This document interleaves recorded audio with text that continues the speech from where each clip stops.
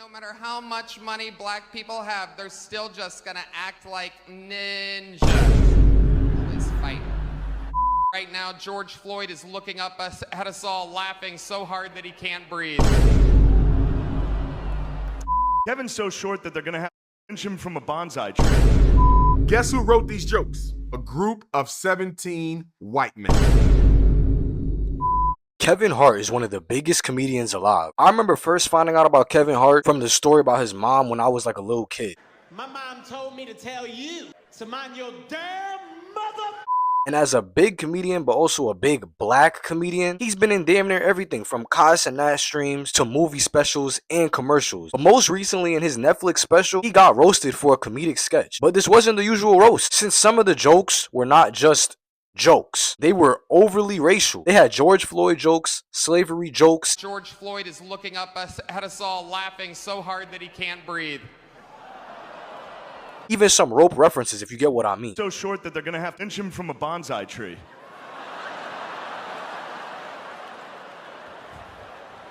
And before anyone says it, this is not the same as the Drewski skit. This is black pain turned into roast material. And Kevin Hart sat there and forced himself to laugh at this garbage. This wasn't even a roast. This was a ritual. Mind you, these jokes are pre-written. But yet, Kevin allowed this and kept the show moving. Where's Will Smith at right now, bro?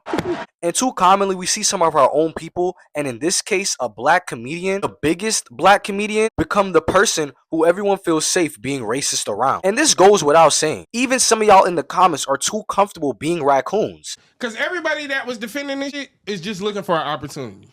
Everybody that's defending that wish that they was on the couch, wish that they was invited. And they know that the only way to get invited is to sit there and show all 32 of your mother teeth while they call you everything short of a nick. A lot of nick put an adjective before being black, or they put a title before being black. So whether they be Christian before black, comedian before black, or rich before black, or athlete before black, a lot of y'all put that before being black, and that's why nothing gets done for black people. We can tell y'all don't care about y'all blackness already. But Kevin's whole brand is built on being the digestible, funny, energetic black man. A lot of his jokes play on himself, his height, and family dynamic. And since he's not seen as threatening or radical in the slightest, he got the Hollywood cosign from day one. He's not usually the guy that's making people uncomfortable about his race, which is not a bad thing, since black comedians should not all have to be political. But there's a difference between being universal and being safe. Because while most people, even those who are not black, can relate to Kevin Hart, since he's seen as the safe, almost Uncle Tom kind of guy, the audience then never has to question themselves around you, which allows for these roasts to get out of hand. And roasts are supposed to be brutal. I mean, in some cases, people get called preds or abusers. Roasts are built on disrespect. It's supposed to be a little taboo, maybe even some personal attacks. This Netflix special was not supposed to be some chill infographics episode. But the problem is when these roasts become a shield for racial laziness. We've seen a trend ever since Chud with this like racial joke propaganda, where now a lot of unmelanated folks feel entitled to make insensitive jokes that with the context given is just not funny. Mocking death that was grounded in racial discrimination and not compared to any joke against any other community. Since there's a difference between roasting Kevin Hart and using Kevin Hart as permission to joke about black suffering. The racial power dynamic was weird. Always has been and always will be. This country is not built on equality and we're still far from it. So yes, stuff like this is still weird. And no, it's not he ha ha. You could give all these equal rights, but there's still gonna be black people being discriminated against and being treated as less than. A bunch of white comedians making jokes about slavery, George Floyd, and Bill Cosby at a roast for a whole other black person, a black comedian. That is not edgy. It's just corny. 17 white men were hired by Netflix to make a night's worth of racially derogatory, insulting, and humiliating jokes about black people. White men wrote these art. And it's an obvious way to continue to establish the power dynamic across the world. That our pain is just seen as temporary suffering and we need to get over it. But I bet y'all won't get over Kirky. I bet y'all won't get over 9/11, and I bet y'all won't get over World War II. Don't be mad, because that's a real point. This was a get back for Drewski portraying Erica Kirk. But I don't have a problem with what Drewski did, Art, because he wasn't vulgar. He didn't call that woman a bitch. He didn't mention Charlie Kirk's name. All he did was imitate her behaviors, Art, for 3 minutes. This white woman clearly supports the anti-black agenda of this government. You damn right Drewski had a right to do what he did. Making a George Floyd joke at a roast for Kevin Hart makes no sense. And then him laughing at it and allowing it to pass on as comedy is even more crazy. It's just sad to see because we know what that moment caused in history, and they just want to erase history so bad by joking about it. We not gonna forget that y'all hate us, equal or not, because George Floyd is not a random name. He was a real person, a father, a man murdered by police. And people try to justify the joke because he committed crimes or wasn't a perfect black man. There's thousands of white men being defended right now as we speak. Chud just raised $100K. There's white men being defended that eat baby food.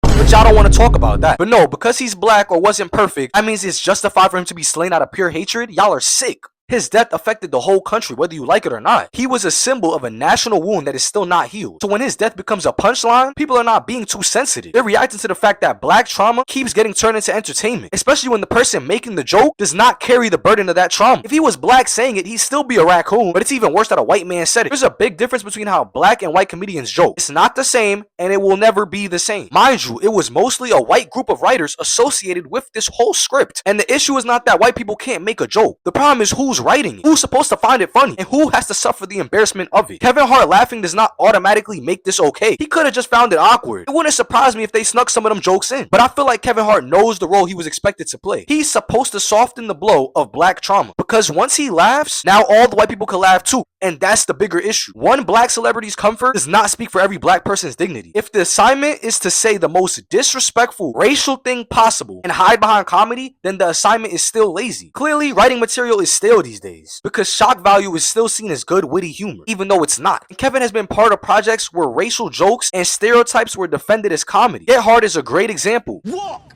I'm walking. Turn around and walk! I'm walking. Hey, ese. You got a problem, gringo?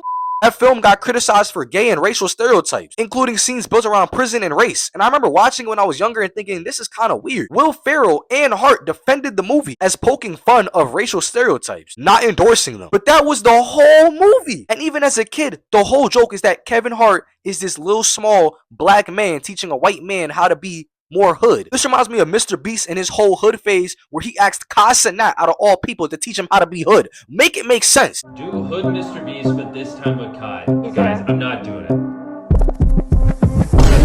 They literally already recreated this movie in real life. And I'll probably make a video on that soon, because y'all not getting it. Y'all just not getting it. Kevin often trusts comedy to handle these stereotypes, but comedy does not dismantle these stereotypes. It just lets the audience enjoy it more. Kevin Hart has always been willing to be the joke his entire life, about his whole identity. That's his whole shtick, just self-deprecation, because people love a star who does not feel above them. When you're black too, now you're everyone's punching bag, because then people start thinking everything attached to him is available, so is his blackness. So he may be rich and famous, but ends up in a room where he will keep getting disrespected, and he has to smile through it or all them deals is gone. He chooses the brand and the show over his own people. Netflix might get their viral moment, but black discomfort gets converted into content again. And Netflix, you can go fuck. Being acceptable to everyone means you stop being protected by anybody, because then they'll start trying shit they ain't never do before. They think every black person will forgive the joke just because one person did. They be like, oh, my black friend, my black friend Jared said I could say it. My black friend, even during the whole roast, Regina Hall was just hitting the side eye the whole time. The craziest part about the Kevin Hart roast is that the other black people up there were literally side-eyeing him every time they told a racist joke, and he would get up and laugh and clap his hands and do a dance for him. The more mainstream Kevin became, the more people could treat him as proof that certain lines were okay to cross. This is how they push agendas. So now we gotta discuss what counts as comedy. What has racial jokes and roast culture even become? Black trauma keeps getting repackaged as cringy as entertainment. I feel like this got a lot to do with Kirk, but Kirk was popped by a white guy. Not out of racial hate, but one of his own people. The truth about Kevin Hart is that he's not even evil. The truth is that he's a symbol of a specific kind of black success. The same one I brought up in my Boondocks video. The safe version to sell, but black enough to add a little seasoning to everything, but not be taken serious enough to be confrontational or even make a room uncomfortable. I don't think he's a bad person, and I don't think all dark humor is bad, but Kevin Hart has become one of the biggest black entertainers in the world by being safe, likable, and easy to laugh with. When people see you as safe, they start using you as a free pass to joke on black trauma and cross several lines, then call it comedy. Kevin didn't cause the problem, but his success shows how the problem expands. Wow, that was so powerful.